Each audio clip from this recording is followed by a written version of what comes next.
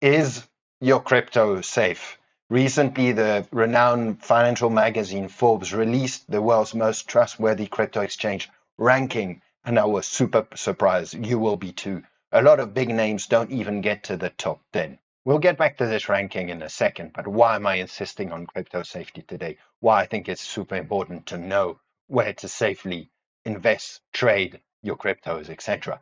We're just a few years since the bankruptcy of the number two biggest world crypto exchange at that time, and we're still hearing about attacks, security breaches, etc. Recently, Bitget lost $1.5 billion worth of Ethereum from some shady actors behind the attack.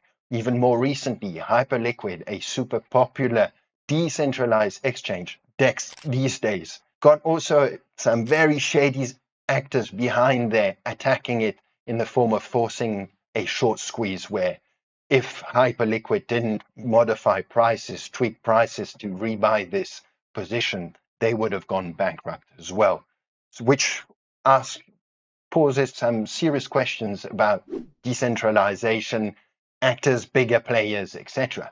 So yes, I think crypto safety is super important. And I want to give you a couple elements of answers to that. The first element is to look at what financial experts say, write about, etc. Because let's be honest, we personally don't have a whole team of financial analysts, project investigators, I don't know what, to work for us and give us those answers. We have our own daily jobs, business management, families, whatever. We don't have hours to dedicate to this. So that's why I wanted to share this Forbes ranking here. And I'll put the link in the description down below so that you can read it carefully in your own time, etc. Because I won't go into the detail. Just wanted to mention that you do in the top 5 see some big names, but some also names that you don't necessarily hear about and don't necessarily either match the rankings that you see, for example, in CoinMarketCap, beg your pardon, CoinGecko, etc. And another thing that was striking to me is that, so you do see some names here, but for example, Kraken, Revolut, Crypto.com, if you go even further down, OKX, Bybit are quite low in this ranking. So they've made the top 25, but they haven't made, for example, the top 5, which I was very surprised about. There's also another reason why I wanted to show this ranking here as a YouTuber. You know, we do some partnerships. I, in this channel, release some free, fully customizable Python trading bots that work on exchanges, etc. And I have made a partnership. My biggest partnership is with Bitget. And when I saw them at the top of this ranking here, and even more above some much bigger names and some names that I know that we hear about who didn't even make the top 10, I was super happy and I wanted to share that with you.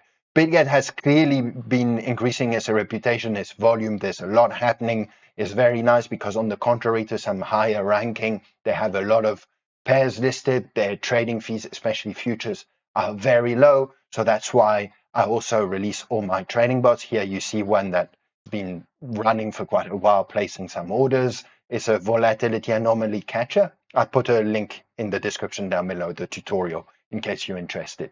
Anyway, so I think for me that was super important to at least mention this today. I was also about to forget, before moving to the second element of response I want to give you, is that if you ever want to try Bitget, there is indeed a registration link down below. I mentioned I was partnered with them. This registration link will grant you a 10% discount on all your trading fees, and from compound interest, if you know that, does make a big difference in the long run, and also supports this channel a lot in all my sharing of open source free codes, courses, etc. Anyways, let's move on. So the second element of response, what's that? Well, actually, it's a fundamental principle, and I think we don't even appreciate how important it is, but also on the scope on which we should apply it. And that's diversification, but not what exactly you hear. Remember, I think any 101 courses about finance, investing, or whatever. By the way, I do want to mention I'm not a financial advisor. Here I'm sharing my personal opinions, experiences, what I work on in this channel, etc. But you should know that trading is very risky, investing as well, because you can lose all your capital. Anyway, setting that aside, investing 101, generally you hear, you see, you learn that you should never put all your eggs in the same basket, because if that investment turns out to not work at all, then it'll be a bad thing for your capital. So you do several types of investment, etc. Well, I think in the financial world and also in the crypto world, indeed, it not only should not only be applied to what asset you're investing in, but how you're investing. So where you're holding the funds, where you're investing, where you're trading, etc.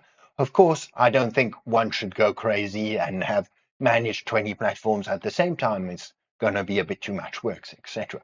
But I think having one is no good. I think you should have several that you're confident in, you learn how to use, and it becomes not so much of a hassle to use at all. And of course, for long-term holding, investing, self-custody solutions are very important as well. But I wanted to mention that because I think I'm a bit hard-headed sometimes. I have my opinions, etc. And when I started looking into all of this, I just wanted to have one platform with everything. And I think that was stupid. And I got to terms after a while with using a few, and I'm much happier like this. I definitely don't trade all my capital on one single platform, hold on one single device, platform, etc. Diversification. I think that's fundamental. Anyways, I think I've said enough. This is the Python video volatility catcher tutorial I mentioned. And anyways, happy trading. Take care and see you soon.